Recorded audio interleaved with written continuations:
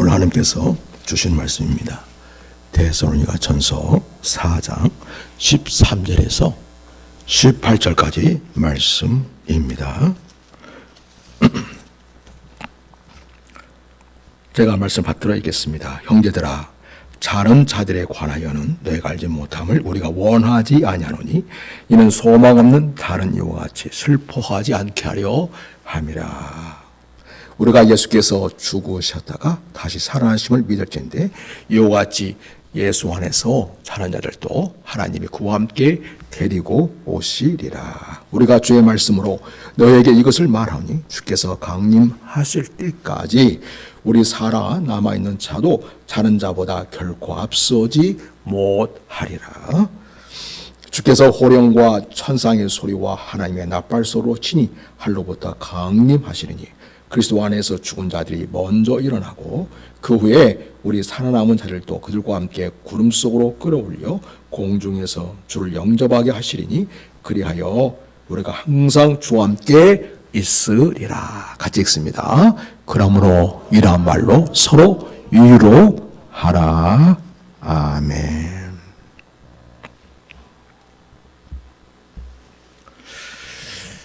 성도 여러분, 하나님의 역사는요, 지금 이 순간에도 계속되고 있습니다. 우리가 살면서 때때로 이 세상이 끝난 것처럼 여겨질 때가 있습니다. 그런 느낌이 올 때가 있습니다.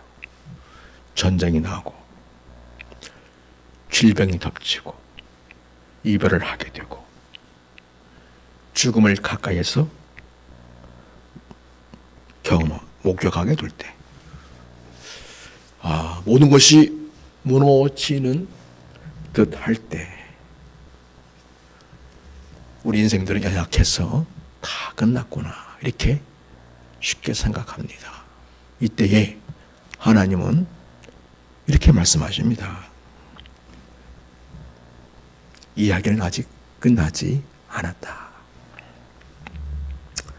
오늘 본문은 그 미완의 이야기를 완성하실 주님의 약속을 들려주고 있습니다. 그분이 다시 오십니다. 우리를 다시 만나기 위해서입니다. 여러분, 성전에 보면 1장에서 우리 예수님이 하늘로 올리고 가실 때, 이 지상의 생활 다 마치시고 부활하시고 이제 하늘나라로 가실 때에 그 모습을 쳐다보고 있는 제 아들에게, 갈릴리 사람들에게 천사가 이렇게 얘기합니다. 갈릴리 사람들아, 어찌하여 서서 하늘을 쳐다보느냐. 너희 가운데서 하늘로 올려주신 이 예수는 하늘로 가심을 본 그대로 오시리라 하였느니라. 사랑하는 성도 여러분, 다시 오실 주님이 우리에게 있으니 우리는 소망 없는 자들과 같이 슬퍼하지 않아야 한다는 것입니다. 사랑하는 성도 여러분, 죽음은 언제나 인간의 가장 큰 두려움으로 다가옵니다. 그래서 사도 바울은 예수를 믿다가 이미 돌아가셔서 죽은 이 사람들은 부활하셔서 하늘로 가신 그 예수님을 볼 수 없겠구나, 이런 슬픈 일이 다 있다니 이렇게 하면서 절망하고 있을 성도들을 향해서 그게 아니다 이야기하는 것입니다. 그래서 사도 바울은 말씀하십니다. 형제들아, 자는 자들에 관하여는 너희가 알지 못함을 우리가 원하지 아니한다, 이렇게 이야기하십니다. 대거 교인들은 살아가는 자들의 죽음을 애통하면서 큰 혼란에 빠져 있었습니다. 그래서 바울께서는 죽었다 이렇게 표현하지 않고 자고 있다, 주 안에서 자고 있다 이렇게 표현하고 있습니다. 여기서 자는 자들, 바로 잠든 자들인데요.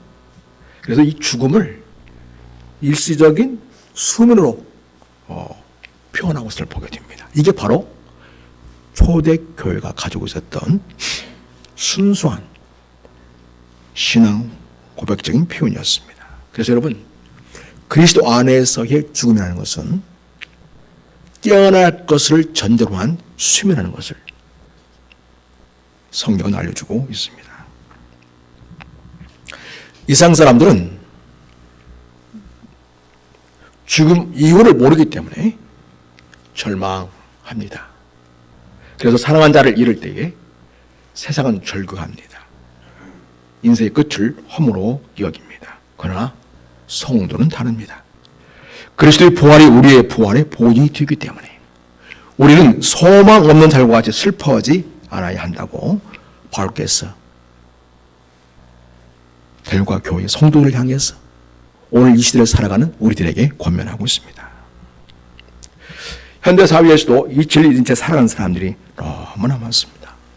죽음을 아무것도 없음, 즉 무로 여기고 인생을 오로지 현세적인 가치로만 평가하려는 풍조가 있습니다. 최근 통계청에 따르면 이런 무신론자의 인구 비율이 60%를 넘었다고 합니다. 죽음에 대한 해석이, 신앙적 해석이 사라질 때에 삶은 목적을 잃고 방향을 잃습니다. 바울은 그 당시에 대달과 성도들에게, 그리고 올해 우리에게 이렇게 말씀하십니다. 소망 없는 달과 같이 슬퍼하지 말아라. 그렇습니다. 몇 해 전에 한 기독교 의사가 임종을 앞둔 환자를 매일 찾아가서 기도했습니다. 환자가 말합니다. 선생님, 죽는 게 두렵습니다. 이게 고백했습니다. 그런데요, 마지막 날에 그 환자는 평안하게 미소를 지으면서 이렇게 말합니다. 이제 주님을 뵙습니다. 이렇게 말했습니다. 그 옆에 있던 가족은 울면서도 그 미소를 잃을 수가 없습니다라고 말합니다.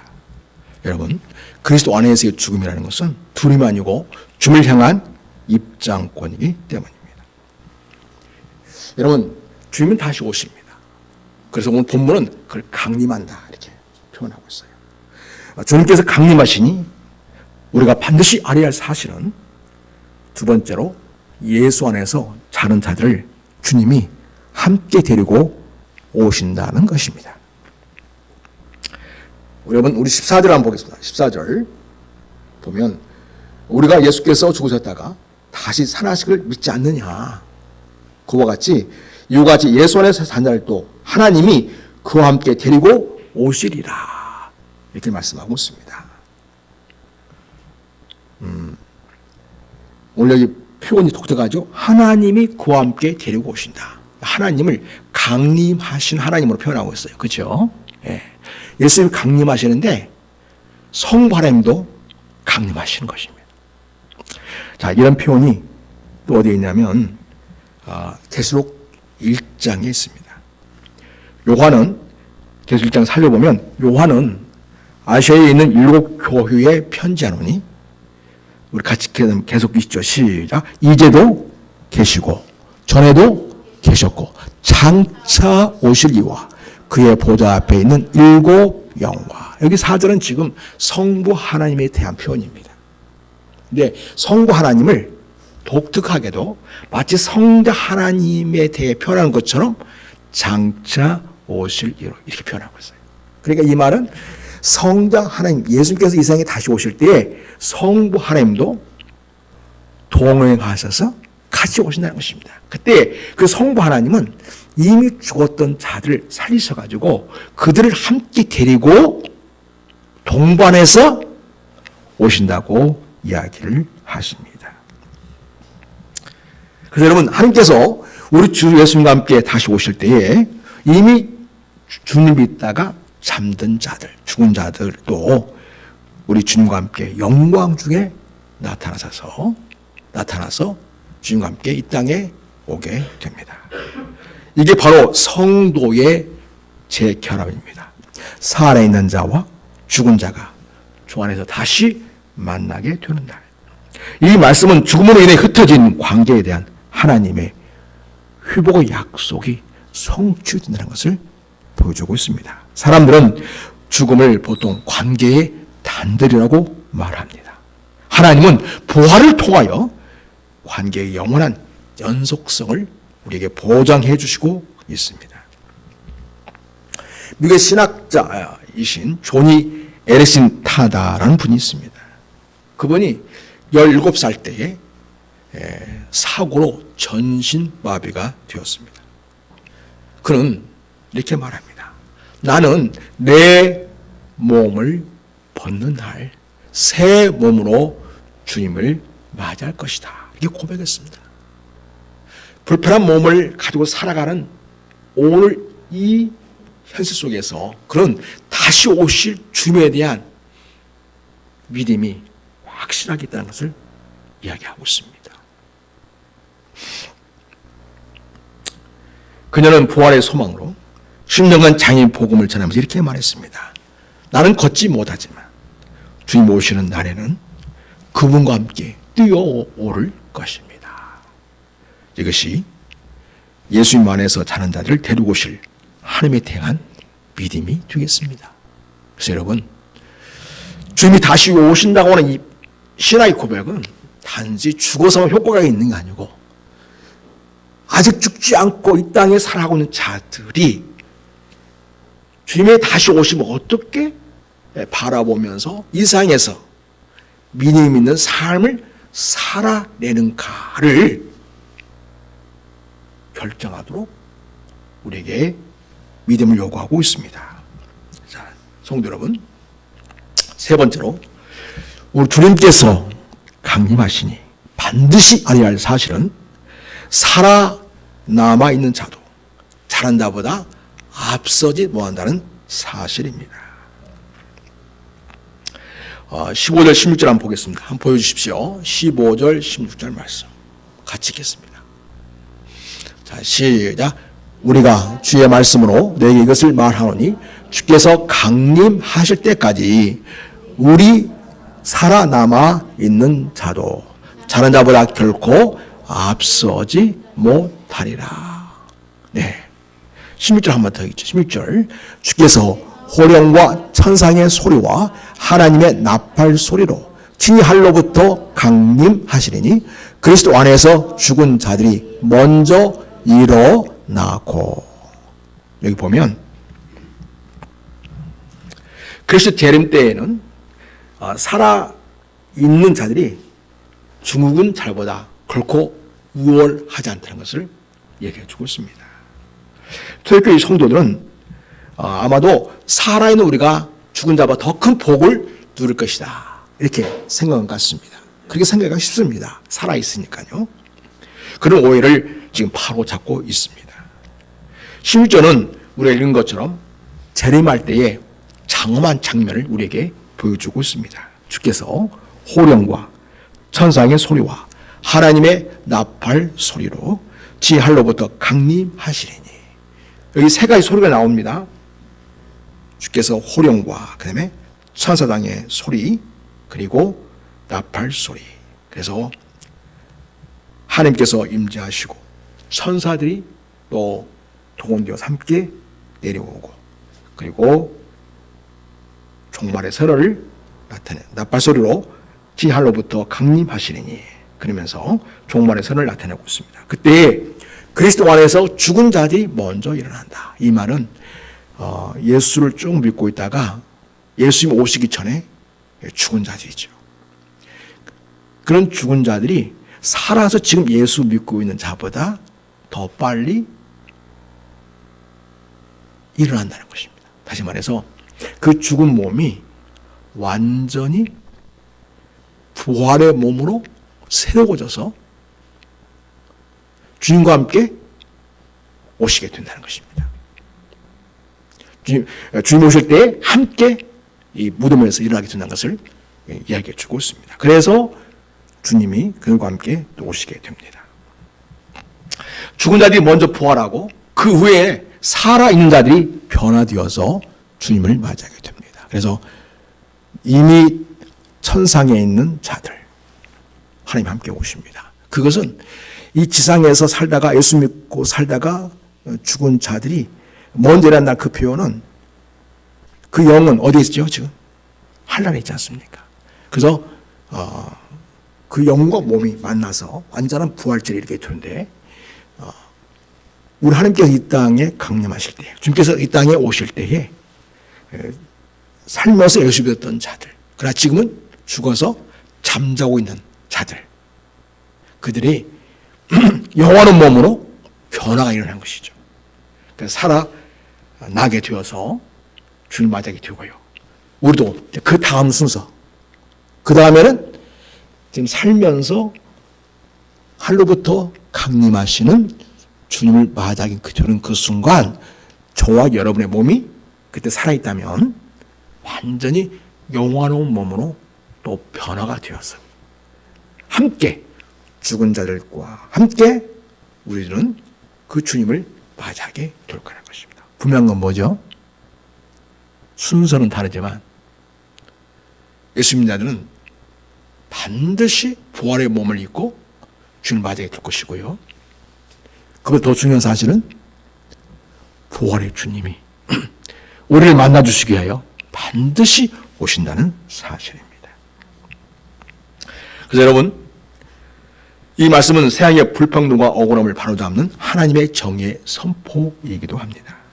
이 땅에서 고난당하고 이름 없이 죽어간 성도들이 그날 가장 먼저 일어나 왕의 영광을 입게 됩니다. 영국의 한 전쟁 기념비는 이렇게 새겨져 있습니다. 그들은 죽었으나 주님 오시는 날 가장 먼저 일어날 자들이다. 2차 대전 때 무명의 병사들이 이름 없이 죽었지만 그리스도 안에서는 한 명도 잊히지 않습니다. 주님은 그날 가장 먼저 그들을 부활시키실 것입니다. 오늘날 불의한 세상 속에서 고난받는 신자들에게도 이 약속은 동일하게 우리에게 위로가 됩니다. 하나님은 잊지 않으신다. 그리고 반드시 다시 일으키신다. 주님의 약속입니다. 자, 네 번째로 우리 주님께서 강림하시니 반드시 우리가 알아야 할 사실은 살아남은 그리스도인들은 오시는 주님을 영접하게 된다는 것입니다. 여러분 17절 보십시다. 같이 읽습니다.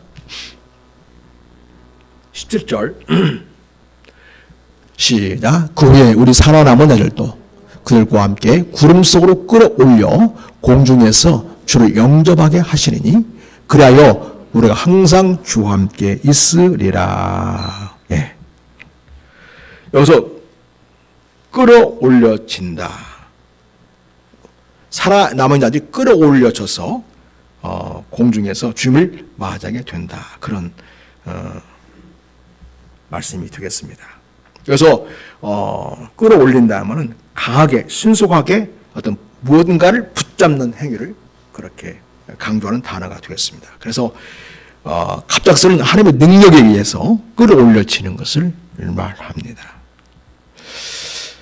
근데 여러분, 이 표현은요 단순히 공간적으로 위로 올라간다 그런 표현이라기보다는 부활한 성도들과 함께 주님을 맞이하는 영광의 변화 사건을 이야기합니다.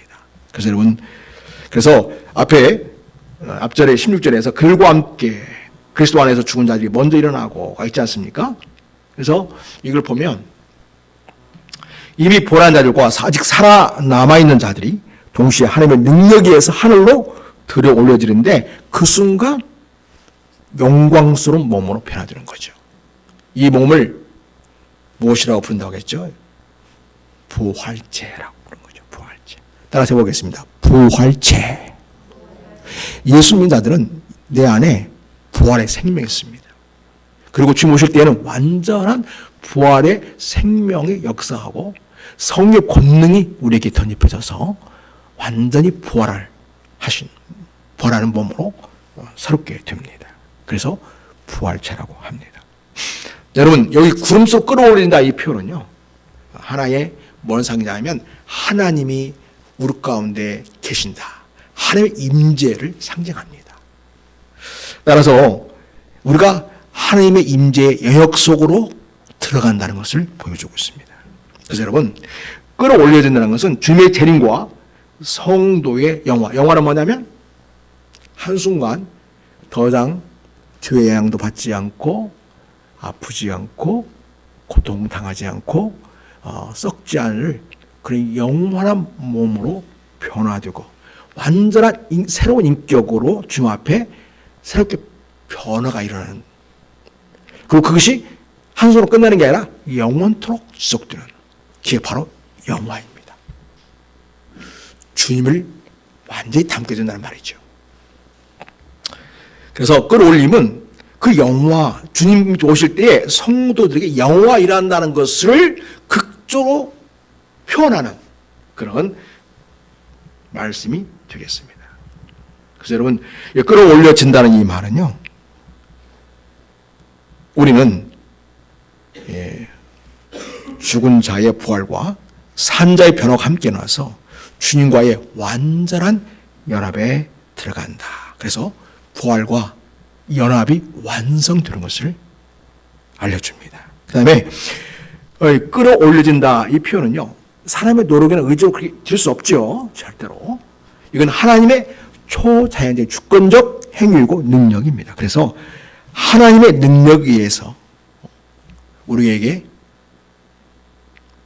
놀라운 변형 사건이 일어난다는 것을 알려주고 있습니다. 즉, 그래서 여러분, 주님 오실 때에는 구원과 동시에 완전히 영광스러운 변화된 영화가 전적으로 하나님의 능력에 의해서 이루어지는 사건이 발생하게 되는데, 이것은 완전한 하나님께서 준비하신 종말론적인 소망을 실현하시는 순간이다, 이렇게 말할 수 있겠습니다. 그래서 여러분, 끌어올려진다, 되게 휴거라고 그렇게 표현하지 않습니까? 휴거. 근데 이제 세주의 종말론자는 휴거해가지고 그 사람들만 따로 어디에 있고 나머지 사람들은 이제 이 땅에서 고통당하는 거죠. 그렇게 표현하고 있는데, 예수를 믿지만 휴가 안 된 사람들이 있다는 거죠. 그런 사람들은 고통당한다, 이 땅에 살면서. 그리고 주님이 또다시 한번 재림해가지고 마치 그들을 구원하실 것처럼 그렇게 표현하고 있습니다. 잘못된 생각인 것입니다. 여기 있는 끌어올려라 이 표현을 너무 과도하게 자기의 임의적인 상상력을 발휘해가지고 그렇게 해석하는 것입니다. 그래서 여러분, 주님 오시면 단 한 번의 재림으로 이생의 역사는 완전히 종결되는 것입니다. 그리고 그때부터는 그야말로 새하늘과 새 땅의 새로운 시대로 진입하는 것입니다. 영원토록 말입니다. 그것이 성경적인 이 끌어올려진다고 하는 그 표현에 대한 바른 해석이 되겠습니다. 그래서 끌어올려진다. 그래서 하늘로 끌어올려지는 것은 바로 하나님의 임재 속으로 들어간다는 표현이 되겠고, 그때 우리가 영광스러운 몸으로 변화되어서 하나님과 함께 더불어 영광을 누리는 그러한 영원한 시간 속으로 들어간다는 것을 우리는 기억해야 하겠습니다. 여러분, 그리고 그때 주님을 영접한다고 말하면 공중에 끌어올려져서 영접한다 하지 않습니까? 누굴 영접해요? 우리를 데리러 오시는 하나님 아버지, 우리 주 예수 그리스도, 영광스러운 주님을 영접하는 것이죠. 이건 뭘 표현하냐면요, 여러분, 그 고대 사회에서는 예를 들면 황제가 어느 지역을 방문한다 생각해 봅시다. 그러면 그 성주가 있잖아요. 성주가 그 자기 집에 가만 앉아가지고 그 황제님이 오기까지 기다리겠습니까? 어떻게 해야 되죠? 말 그렇게 했다가는 목이 날아가죠. 예. 무엄한 일입니다. 그죠? 예. 예의도 아닌 거죠. 어떻게 해요?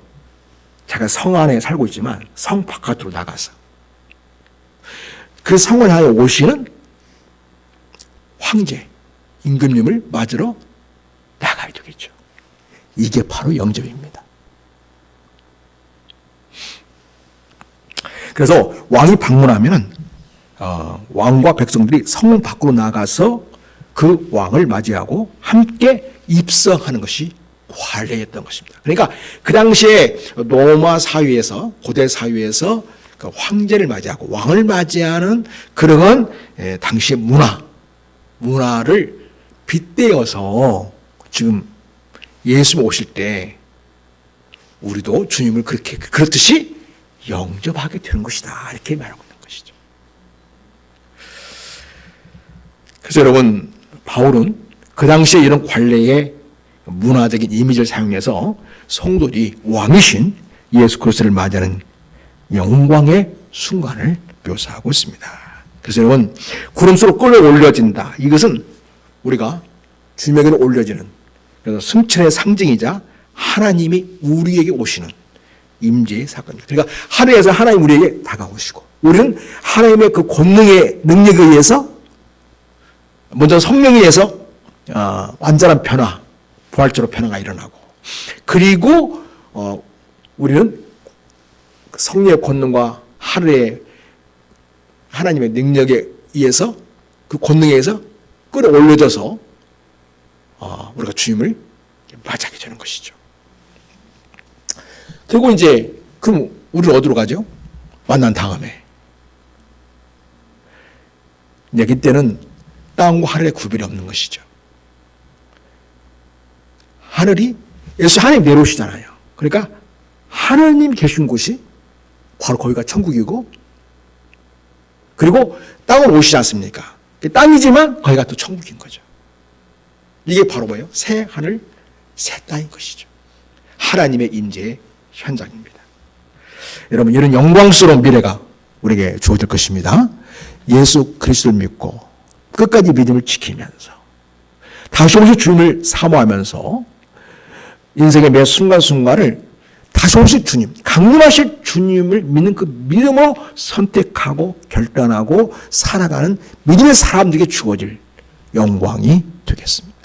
우리 성도들은 이 세상 장차 우리가 어떻게 변화될 것인가에 대한 영원한 미래를 결정직을, 이 주님의 강림 사건을 우리가 잘 알고 주님 오심을 사모하면서 그 날을 고대하면서 오늘 우리 주어진 삶 속에서 믿음을 잘 지켜낼 수 있어야 하겠습니다. 1904년 웰즈 부흥 당시에 한 신자가 이렇게 고백합니다. 주님이 오늘 오신다면 나는 기쁨으로 달려나가 그분을 안을 것이다. 그의 신앙은 단순히 죽음 이후의 신앙이 아니라, 희망이 아니라 지금 살아있는 자로서 주를 기다리는 태도인 것이죠. 그래서 언제 오실지 모르지만, 언제 오실지 모르는 주님이니까 막연히 주님을 기다리는 게 아니라 언제 오시더라도 나는 두 발로 뛰어나가 그 주님 맞이할 그런 준비된 마음으로 나는 주님을 고대하겠다. 다시 오실 주님을 사모하겠다. 이런 신앙을 가진 것을 보게 됩니다. 여러분, 우리의 신앙도 마찬가지입니다. 세상은 얼마나 불안한 일이 많습니까? 매일같이 전쟁이 벌어지고 있습니다. 또 경제적인 불확실성으로 가득합니다. 우리 성도들은 그런 모든 이 땅에서의 상황과 위기 속에서도 공중에서 주를 맞이할 날을 바라보면서 강림하실 주님을 바라보며 산다는 소명으로 살아가야 하겠습니다. 여러분, 이게 주님이 오시니까 우리 성도는 어떻게 서로 어떤 마음으로 우리가 대가며 살아야 할까요? 다섯 번째로, 자 여러분, 주님이 이렇게 강림하시니 우리는 그리스도의 오실 날을 바라보면서 서로 유로하면서 살아가야 됩니다. 서로 유로하고 격려하고 사랑하면서 살아가야 됩니다. 그래서 여러분, 18절에는 뭐라고 표현하고 있습니까? 그러므로 이러한 말로, 그래, 예수님의 강림 사건과 관련된 이 진리의 말씀을 서로 주고받으면서 서로 위로해라. 그래서 여러분, 진정한 위로는 다시 오실 주님이신 거죠. 그리고 그 주님은 그때만 오시는 게 아니라 이미 성령을 통하여 오늘 이 순간에도 우리 가운데 오시고 계시는 분이십니다. 그날의 오심이 완전히 완성되는 것입니다. 사랑하는 여러분, 이 말씀은 단순한 위로가 아니라 서로의 믿음을 세우는 공동체적 사명을 알려주고 있습니다. 그래서 위로하다는 말은 권면하다, 격려하다, 일으키다는 말이 들은데요. 제레미야의 소망은 개인의 감정적인 위로를 넘어서서 공동체적인 신앙의 힘이 되어야 하겠습니다. 오늘 우리는 불안한 시대 속에 살아가고 있습니다. 기후가 있습니다. 전쟁이 있습니다. 인공지능의 윤리 문제 등으로 세상은 흔들리고 있습니다. 자, 이번 2025 경주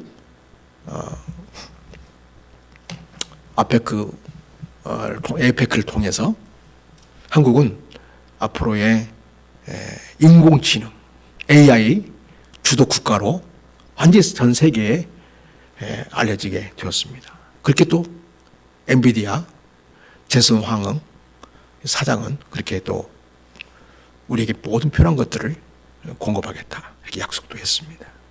그래 여러분, 이 땅이 아무리 번영하고 아무리 속도가 빠른 무언가 있다고 하고 또 그런 문명의 발달을 통해서 우리가 많은 걸 눈날지라도 이 땅에서 언젠가는 다 소멸되고요. 결국은 우리의 창조주요, 우리의 구속주신 주님의 대한 하나님과의 친밀한 관계가 있는가 없는가로 영원한 운명이 결정될 것입니다. 여러분, 그래서 물론 AI가 우리나라에 있음으로써 그 어떤 나라보다도 앞으로의 문명을 주도하는 나라가 되겠지만은 더 중요한 것은요, 진정 그리스도의 나의 주되심, 확신한 신앙을 가진 그것이 있느냐 없느냐 제일 중요합니다. 우리 시사님과 한 분과 대화할 때 나는 요즘 다른 건 구하지 않습니다 그러더라고요. 건강 구하고 주님 구하고. 그래서 주님 먼저 앞세우라고 했습니다. 항상 주님을 앞세우고 확실한 신앙 가운데 모든 자녀들이 다 주님 앞에 설 수 있도록, 이게 제일 중요하죠. 그 다음에 건강. 여러분, 이렇게 우리 성도들은 주님의 제례를 바라오면서 서로 위로하면서 사랑하면서 손을 붙들어야 하겠습니다. 주님이 오십니다. 우리는 그날 함께 서게 될 것입니다. 이것이 우리 교회의 진정한 위로가 되겠습니다. 우크라이나 전쟁이 끝날 듯 하면서도 아직도 끝나지 않고 있습니다. 전쟁 중에 교회에 있는 성도들은 폭격 속에서도 찬송을 불렀다고 합니다. 그분이 살아계시기 때문에 나는 내일 주님을 보게 될 것입니다. 그렇게 찬양하고 있다고 합니다. 그들은 현실의 절망을 이기는 힘을 주님의 다시 오심에 라는 소망에서 얻었습니다. 우리도 그 소망을 가지고 인생 속에서 어떤 위기와 절망 같은 그런 상황이 펼칠지라도 주님의 강림과 더불어 영원한 주님 안에서 비를 바라보면서 그러나 결정된 그날에 오실 그 주님은 오늘도 우리 삶 속으로 성령을 통하여 우리에게 오셔서 우리를 만져주시고 위로해 주시고 치유해 주시고 회복해 주시고 역사하시는 은총을 주실 것을 믿습니다. 이걸 경험하면서 우리는 주님의 그 날을 대망하며 살아가야 하겠습니다. 사랑하는 성도 여러분, 우리는 때때로 이 세상이 끝난 것처럼 느낄 때가 있습니다. 전쟁과 질병, 일부가 이별과 가까운 죽음을 경험할 때, 모든 것이 무너지는 듯 할 때 우리는 그런 느낌이 있습니다. 그러나 하나님은 이렇게 말씀하십니다.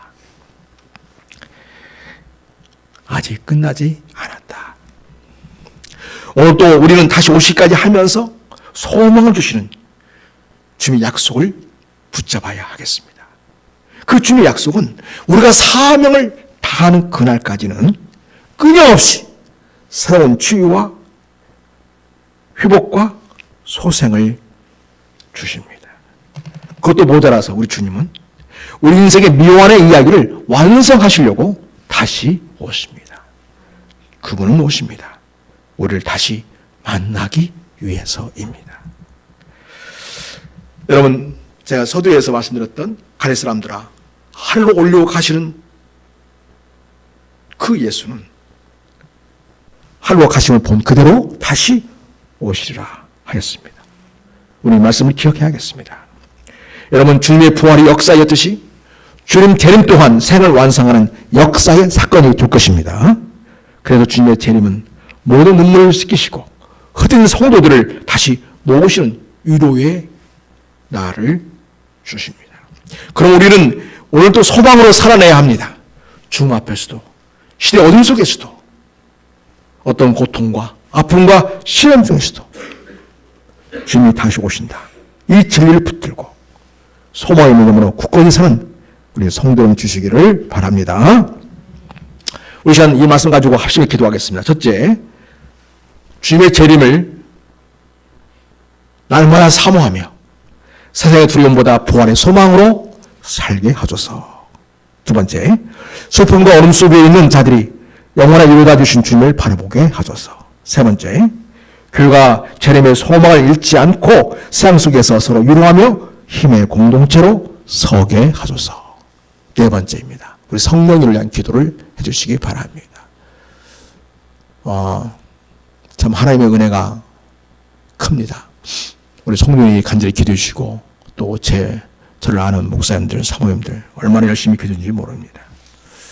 그래서인지 서울대학교는 우리 병원하고는 아무 관계가 없습니다. 물론 사모님이 가끔 병원에 가시긴 합니다만 성령이는 서울대학교 병원에 가본 적이 없어요. 그래서 어떤 자료도 이전에는 없었던 것이죠. 자, 그런 상황 속에서 입원이 이루어지게 되었고 수술날짜가 잡히게 되었습니다. 이거는 어쩌면 기적과 또 같은 일입니다. 제가 정말 서울시내를 쓸고 다니면서 응급실을 찾았는데 받아준 데가 한 군데가 없어가지고 얼마나 응급처치를 받지 못한 것이 우리 성령의 큰 고통으로 느껴지는지 몸소 체험을 했습니다. 그러나 하나님께서 자비를 베푸셔서 그런 모든 위기의 순간들을 잘 넘기게 하셨고 마침내 아마 하여튼 모릅니다만 어떤 분께서 이렇게 되게끔 일을 하셨다는 생각이 듭니다. 분명히 주님은 확실하고요. 주님의 도가 되어 누군가가 직접적으로 이런 일이 되게끔 역사했다는 생각이 듭니다. 저는 전혀 모릅니다. 그런데 입원실 찾기도 하늘의 별따기인데 그도 이루어지게 되었고 또 수날짜 잡는 것도 이렇게 빨리 잡히게 된 건 전적인 하나님의 은혜이고 여러분의 기도의 결과인 줄로 믿습니다. 사랑하는 여러분, 그래서 우리 성령이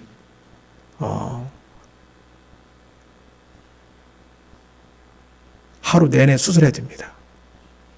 그 부위가 커가지고 한 번에 하지 못하고 나눠서 해야 되는데 근데 날짜를 또 지나가면 더 어려워지게 되니까 상황이 그만큼 긴급하다는 거겠죠.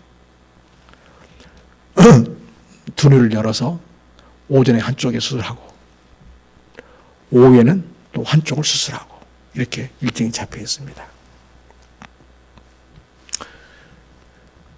우리 성령이 잘 버텨줘야 합니다. 그 버텨주는 힘은 주님의 권능으로 덧입혀진 것이어야 한다는 것입니다. 우리 성령이가 주님의 권능을 덧입을 수 있도록 주님의 능력을 덧입고 그 모든 것들을 잘 감당할 수 있도록 깨어날 때 온전한 몸으로 그 어떤 손상도 이상함도 없이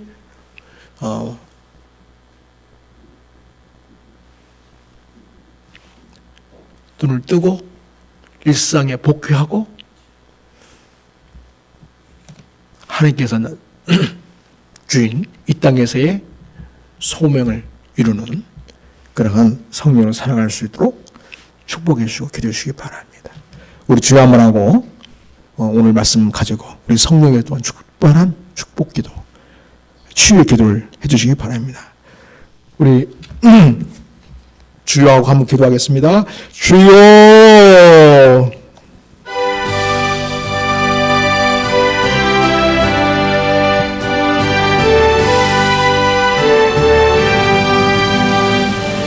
아버지, 우리나마 주님을 사모하며 살게 하소서. 생었던 두번의 부활의 소망을 살기를 원하는 아버지, 앞에 있는 건 바라보고 절망하지 않게 도와주시옵소서. 우리 주의 강림이 있음을 알고 사모하며 살게 하옵소서. 또 슬픈 어둠 속에 있는 자들이 영원한 위로자 되신 주님을 바라보게 해주시기 원합니다. 주님의 진정을 우리가 도심을 믿습니다. 우리 교회 공동체가 재림의 소망을 잃지 않게 하시고 세상 속에서 서로 위로가며 사랑하며 힘의 공동체로 서게 해주시기 원합니다. 아버지 하나님, 성령을 풍부히 해주시기 원합니다. 불쌍히 해주시기 원합니다.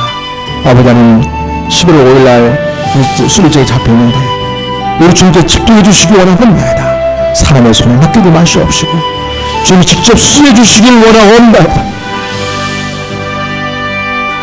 박기절 교수님과 의료진들을 선언적으로 사용하셔서 가장 탁월하고도 신속하고도 그리고 정확하게 아버지 하나님 이 모든 수술할 부분들이 잘 처리를 도와주시옵시고 성령이 되었던 후유증이나 이상현상이나 아버지 하나님 어떤 어림없이 모든 기름이체로 다 부둥기게 해주시옵시고 깨어날 때 다 알아보고 이들의 모든 기억들 살아나고 또 이들의 했던 활동들 다 다시 할 수 있게 되고 또 마음껏 주님을 찬양하고 영광 돌리며 맡겨진 교수 사역을 정말 잘 감당할 수 있는 위로 나아갈 수 있도록 하나님 도와주시기 바랍니다.